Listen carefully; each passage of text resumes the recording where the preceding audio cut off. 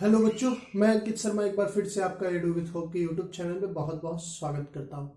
आज का video generally हम बेसिक ट्रिग्नोमेट्री क्लास 10th का हम स्टार्ट कर रहे हैं और कंप्लीट चैप्टर हम लोग पढ़ेंगे इसके ऊपर। ठीक है, तो ट्रिग्नोमेट्री से मैंने स्टार्ट किया, तो चलिए स्टार्ट करते हैं आज का टॉपिक और एकदम बेसिक से ट्रिग्नोमेट्री के बारे में हम लोग पढ़ेंगे। ठीक है, तो चलिए देखते हैं, एक एक करके सारा चीज हम लोग पढ़ेंगे। तो आज का सेशन जनरली कंप्लीट बेसिक पे रहेगा। ठीक है, बेसिक सारा जान लेंगे, उसके बाद एक एक करके हम सारे टॉपिक को पढ़ेंगे। ठीक है, तो चलिए देखते हैं। सबसे पहले हम लोग आज पढ़ रहे हैं ट्रिग्नोमेट्री को।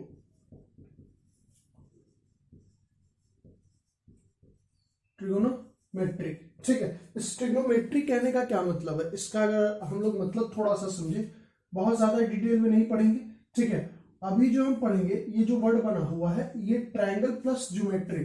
ठीक है, ट्रायंगल प्लस जियोमेट्री।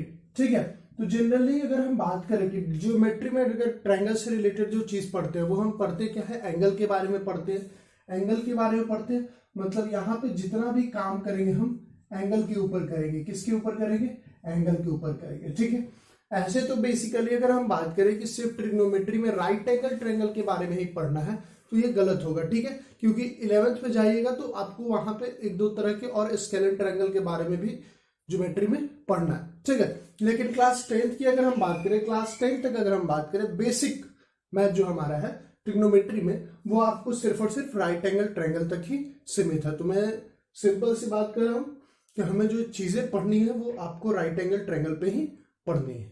ठीक है, तो जनरली ट्रिग्नोमेट्री कहने का मतलब ट्रायंगल होगा, ज्योमेट्री के बारे में मतलब एंगल्स के बारे में हम उसके पढ़ेंगे।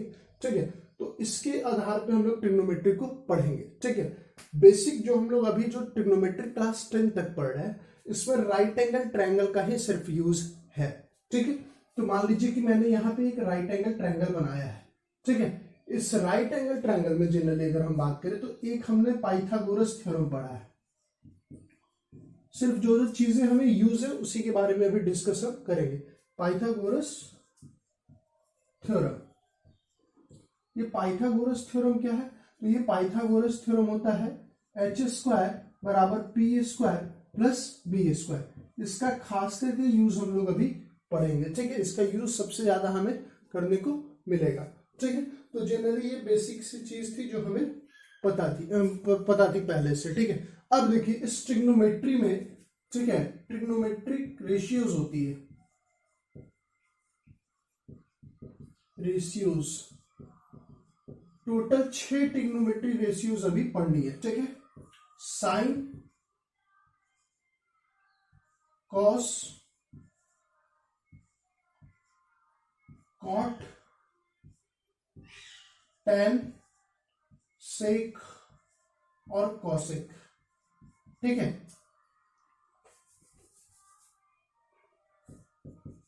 टेन और कॉट। ठीक है, जनरली इतने ट्रिग्नोमेट्रिक रेशियोज आपको पढ़ने हैं जिसका यूज हम रेगुलर वे में इसके बाद की वीडियो में जब क्वेश्चन बनाना हम लोग करेंगे तो उसमें ये सारे रेशियोज जो है वो हमेशा यूज होंगे। ठीक है, तो इस चीज को आपको ध्यान रखना है। ठीक है, तो देखिए जनरली ये रेशियोज की जो फॉर्मूले होते हैं, ठीक है, वो क्या क्या होते हैं। सिंपल सी अगर मैं बात करूं तो देखिए इसका होता है p/h, मतलब ये देखिए यहाँ पे जो पाइथागोरस थ्योरम यूज हुआ है उसमें h ये है, p ये है और b ये होता है। ठीक है, एक बार फिर से मैं बता देता हूँ पाइथागोरस थ्योरम में ये जो 90 डिग्री के सामने वाला जो एंगल जो साइड होता है, जैसे मान लीजिए मैंने यहाँ पे ABC एक ट्रायंगल लिया है। ठीक है, ABC एक ट्रायंगल लिया है, तो 90 डिग्री के ठीक सामने वाला जो होगा वो हाइपोटेन्यूज का काम करेगा। किसका?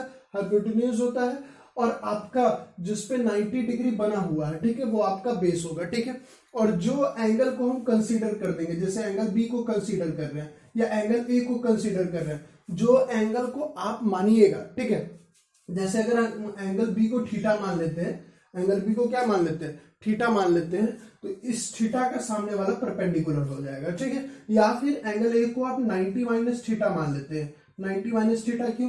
क्योंकि सब का सम 180 होता है, तो ये 90 था, ये थीटा था, तो ये कितना हो जाएगा 90 माइनस थीटा। तो ये जो 90 माइनस थीटा है इसके ठीक, अगर मान लीजिए एंगल ए को हम कंसीडर करते हैं तो एंगल ए के सामने वाला आपका क्या हो जाएगा, परपेंडिकुलर हो जाएगा। तो एंगल के हिसाब से आपके परपेंडिकुलर सिर्फ चेंज होंगे। 90 डिग्री के सामने वाला हमेशा आपका हाइपोटेन्यूज होगा, उसमें कोई अंतर नहीं पड़ेगा। ठीक है, तो अब चलिए साइन थीटा के फॉर्मूला होते हैं P by H, perpendicular by hypotenuse, cos theta का होता है बेस बाई एच। ठीक है, tan theta P by B होता है।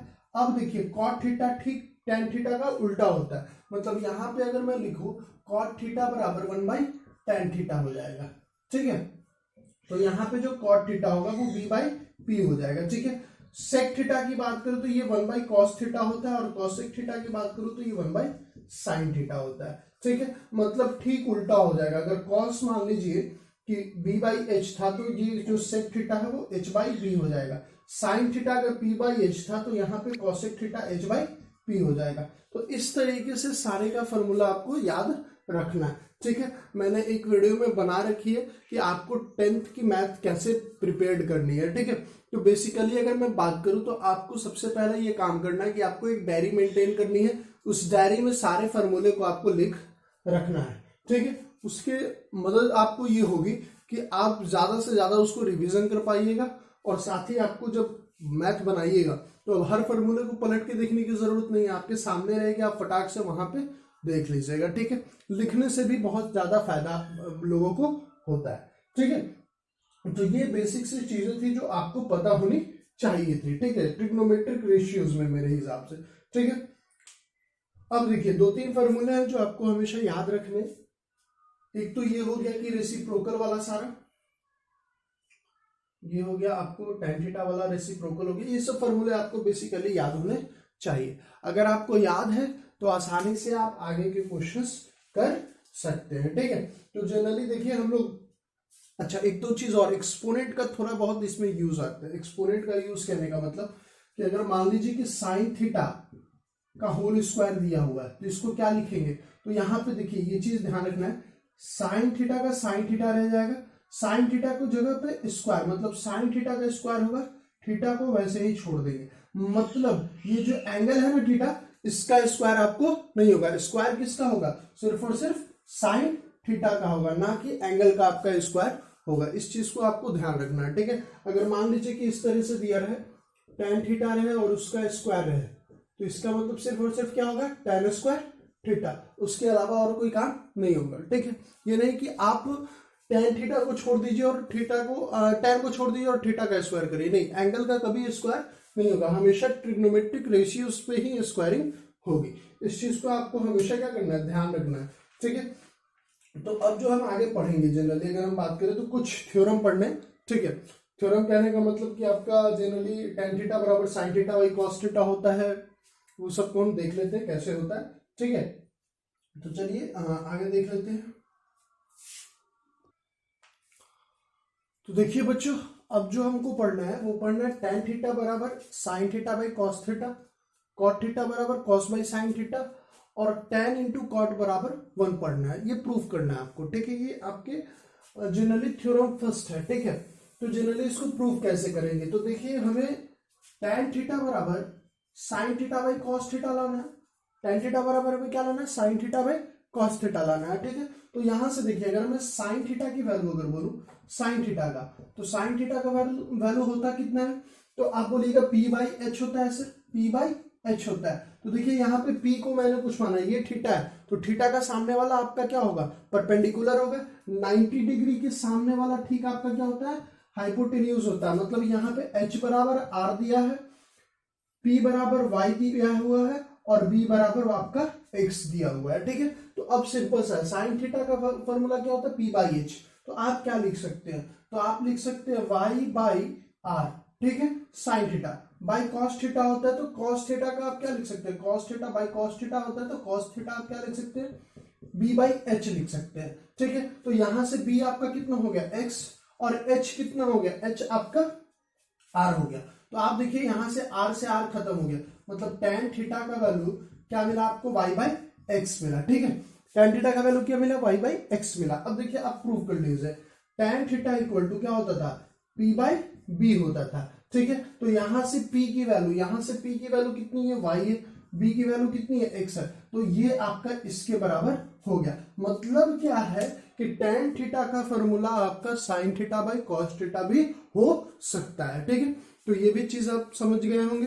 चलिए नेक्स्ट हमारा है cot थीटा बराबर cos theta by sin theta, ठीक है। तो ये काम आपको करना है, आप करके देखिएगा कि ये चीजें आपको दिख रही है या नहीं, आपसे हो रहा है नहीं, ठीक है।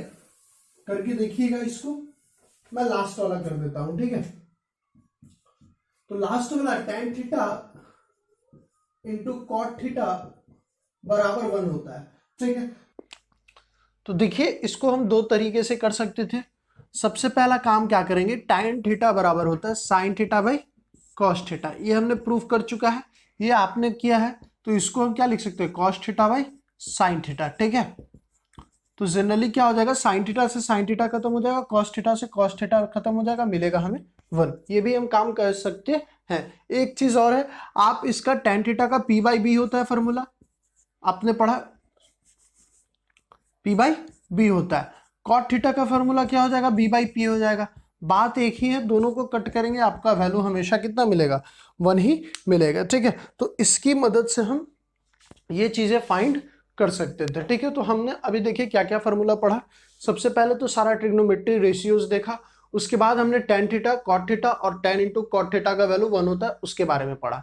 नेक्स्ट वीडियो में जनरली अगर मैं बात करूं, ठीक है, या मैं हाँ नेक्स्ट वीडियो की ही बात करता हूँ। नेक्स्ट वीडियो में मैं क्या करूंगा कि आपको sine square theta plus cos square theta बराबर 1 होता है, फिर आपको tan square 1 plus tan square theta बराबर सेक स्क्वायर थीटा होता है। ये सब का मैं जनरली क्या करवाऊंगा कि आपको वीडियो प्रूफ करके बता दूंगा कि किस तरीके से होते हैं, ठीक है। तो वीडियो को देखने के लिए बहुत बहुत धन्यवाद। नए वीडियोस को पाने के लिए हमारे चैनल को सब्सक्राइब करें और आप इसे जरूर से जरूर शेयर करें, ठीक है। तो वीडियो को देखने के लिए एक बार फिर से आपका बहुत बहुत धन्यवाद।